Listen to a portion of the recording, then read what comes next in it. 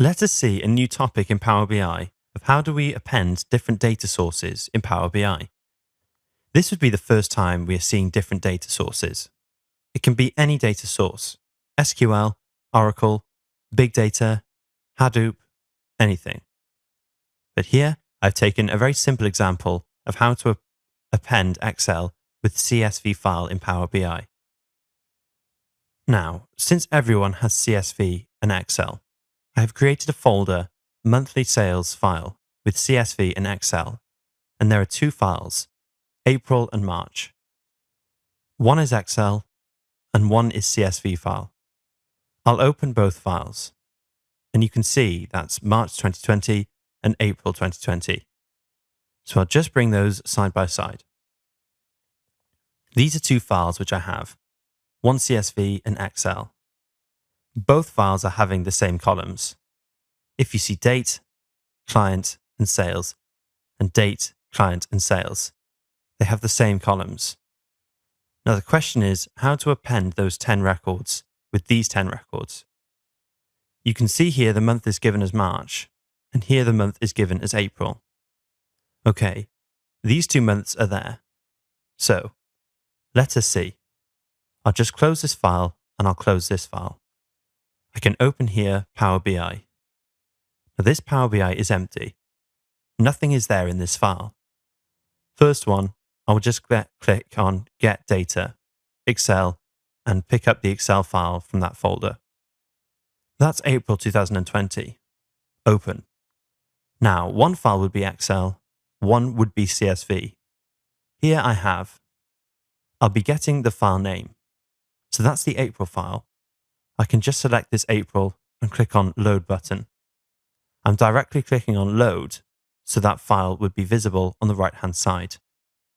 So you can see that April file is loaded here. Let us load the other file. Get Data, and I'll select the option Text CSV, and the other file is March 2020. Open, and now I can also click on Load button. So this is one method of loading separate Excel and separate CSV files.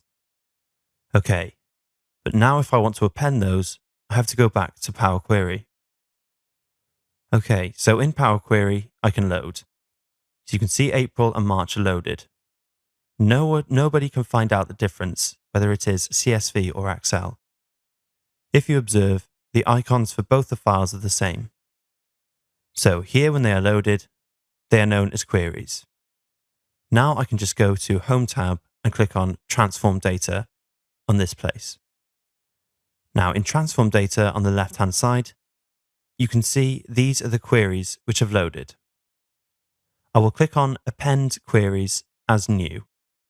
Append Queries as New, so a third query would be created.